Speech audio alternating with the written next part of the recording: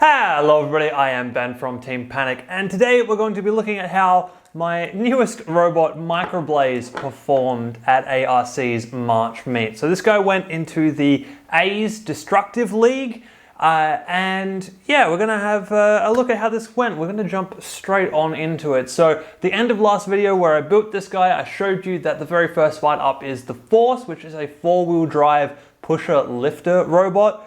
And really, I was more concerned about getting MicroBlaze working because I'd never run a robot this complicated before. So let's take a quick look at how the fight went.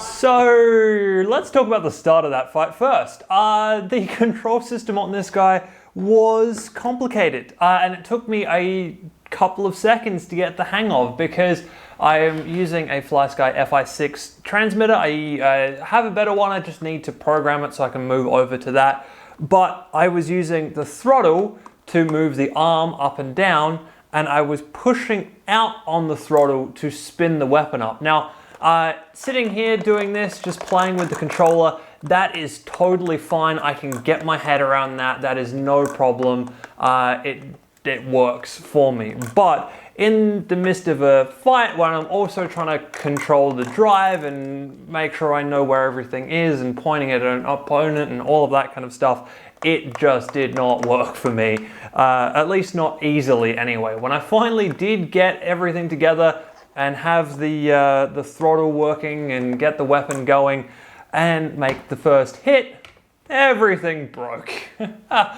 And it's my fault because I realized that in my rush build, I left the servo in the way I had set it up for the non-destructive class, which meant it was only actually attached by a single screw up at the top, and that was only attached to the chassis by 2 millimeters of plastic. So that was really never going to get us anywhere. And then of course, with that whole system broken, the robot was very back heavy, so we started wheeling, and I was then dragging around a lump of weight that I had to like scoop up to be able to drive in any sensible manner. And yeah, obviously after all of that, we did then and get stuck upside down, and just I was unable to drive it from that upside down position. The kind of lumpy back section full of tape didn't help. I got stuck in a position that just did not quite work.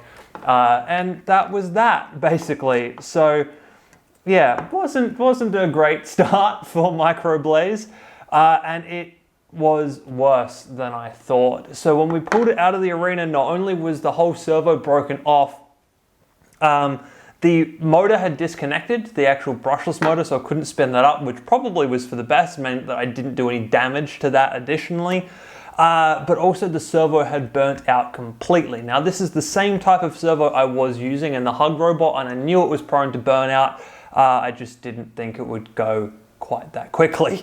So I did the only thing that I could do. I screwed the other screw into the servo to put the servo back into place. I put a load of hot glue all over the servo to keep it where I wanted it. And then I put the servo arm on and loaded that up with hot glue as well to jam the arm fixed in place. So I don't have a saw anymore, like I can't articulate the saw anymore. We're basically at this point down to a Walmart version of This Is a Party, because yeah, it's just a 2-wheel vert with some nice weird wedges at the front. I also then put a little googly eye in underneath the arm to try and help it not fall all the way down, because I was finding in testing that the arm would kind of wiggle a little bit and slam the weapon into the ground, which of course was a bad thing. But on the whole, I did actually manage to get it back together, which is great because it then goes back into competition. And of course, now that we are this Walmart version of This Is a Party, the first robot we're fighting is Antimatter. The robot that I struggled with against, with This Is a Party against all those times. And now we're just kind of a dodgy knockoff version of that. So I really was not expecting much going into this fight.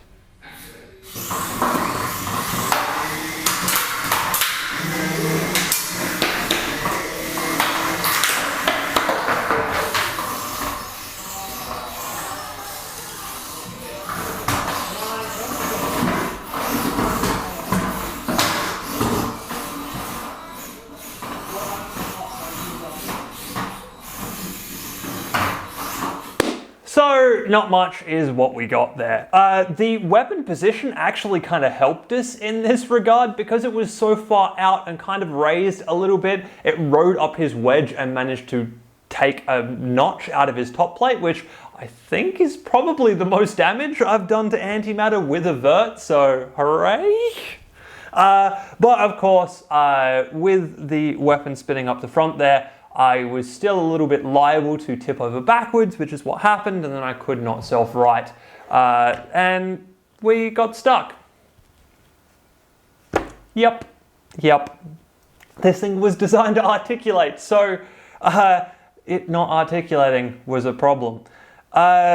So because I had other robots there and I was doing other things, I kind of left the setup exactly as was to push into the next fight, which is up against Mr. Pushy, which is a 4-wheel drive, I believe, robot with a kind of pointed wedge on the front of it, which is quite cool. I was warned going into this fight that Mr. Pushy had sustained quite a bit of damage in previous fights and therefore would possibly break easily in this fight, so I kind of crossed my fingers that we might get a win on this one.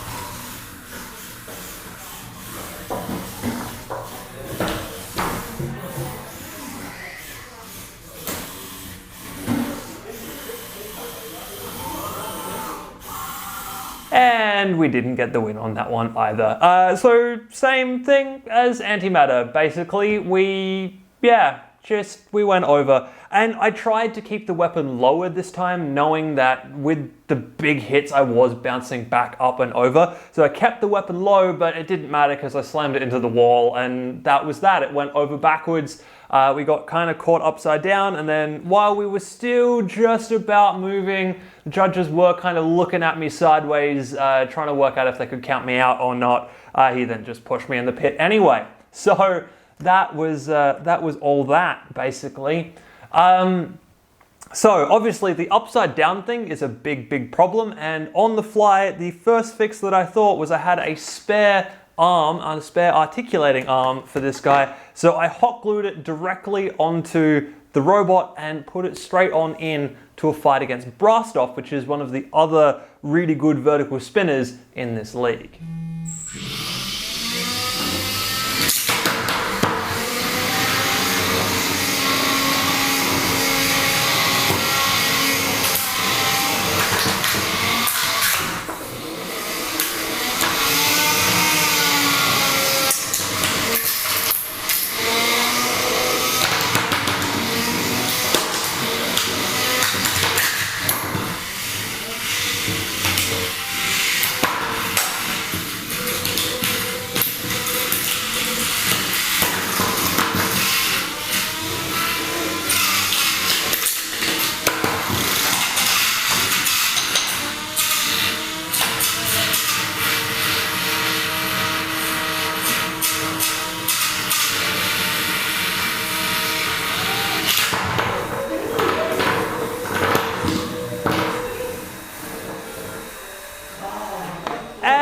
Kind of helped. I mean, we both kind of got upside down a couple of different times there, but then right at the end of that fight, I got caught upside down in the corner, just at a weird orientation. Didn't quite work. I think what had happened is that the pokey stick that I had, the hot glue had kind of loosened a little bit in some of the times that I'd been riding around upside down, and when it flipped over again, it meant that it was in the wrong spot, and I just fell just in the wrong spot and could not keep driving from there, which obviously is a bit of a problem.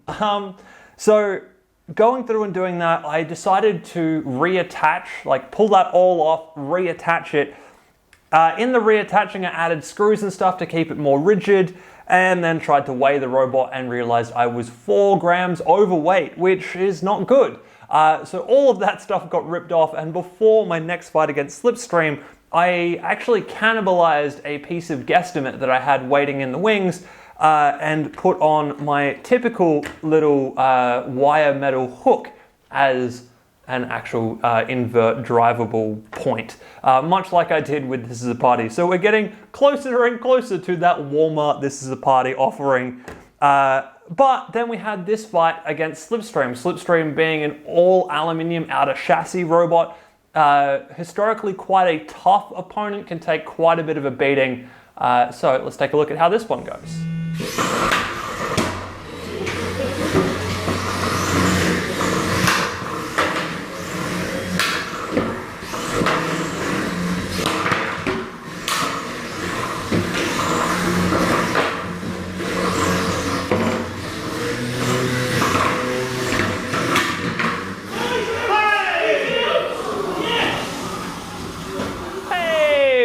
Gotten out of the arena, which is not something I was expecting. After 4 straight losses just to kind of silly little issues that were basically the result of this guy being a rather quick build, I was expecting to walk away getting completely swept through this competition. So that one nice little whoop, bang up on the tabletop, it was so good. I love that. But having said that, despite the fact this is probably one of the events that I had the worst run in terms of wins and loss ratios, this is probably one of my more fun events in recent memory. And I think it is down to this robot and the fact that it kept breaking and I kept repairing it and I kept upgrading it. changing the functionality as I went to keep the robot fighting, to keep it competitive. Even though it wasn't greatly competitive, it still actually had fights and it still kept going. And there is something about being at a competition and doing those on-the-fly repairs that I enjoy. I mean, I obviously don't really plan for them, and I do prefer when my robots work from day dot, but this type of thing is fun, especially every once in a while. I definitely don't want this to become my regular experience at meets, but when I have to do it, it is quite enjoyable. Especially, yeah, seeing the weird hacks that I come up with off the top of my head in the middle of a competition, like using a googly eye to position a vertical spinner arm. Not something I would have ever done in my workshop here at home. So, you know, it is fun. But obviously, we ended that fight with Slipstream with the weapon still attached. So what gives? Well, the rumble.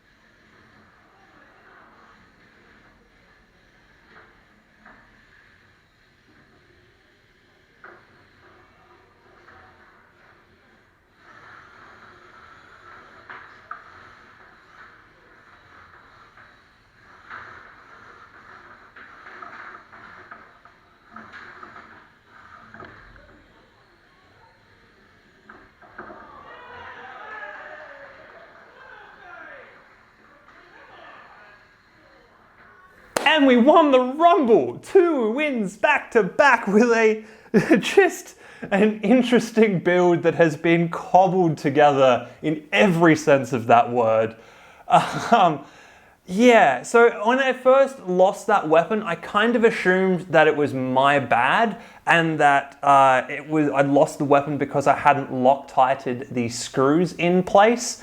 And it kind of might still be that, but I actually looked at this after the fight and it took a massive shot from Brastoff directly into the weapon motor, which has actually seized this weapon motor up now to the point that, yeah, it's just completely inoperable. So, yeah, even if it had stayed attached, even if it was my not Loctiting those bolts that caused that to break, it still would have gone down and I still would have had a non-working weapon for the rest of that fight.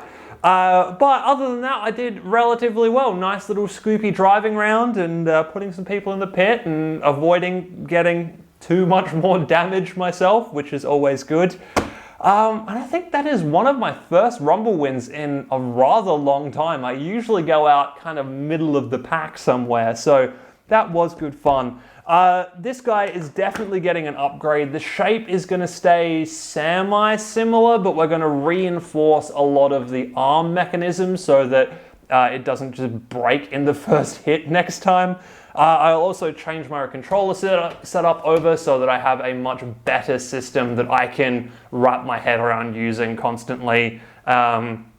And a lot easier than this system. So this guy will be back at some point in the future. There'll probably be some upgrades and updates later on, but that won't be next week because very excitingly, we have just passed the 2,000 subscriber milestone. So next week, I want to do a really interesting build, something I've been wanting to do for a while, and it's a bit of a nuts off the wall idea. And this is coming from me who's built this thing. It's a very interesting idea, and it's something that kind of encapsulates some of my story as a robot builder. So I want to do this as a build for you guys as a thank you for all of you being here and watching videos. And yeah, especially those of you who make it this far in the video. I know that it's not that common to watch an entire video, so thank you right now for being here and following through with the entire video. Anyway, that is it from me for this one. I hope you guys have enjoyed that, and I will see you in the extra special 2,000 subs video that's coming next week.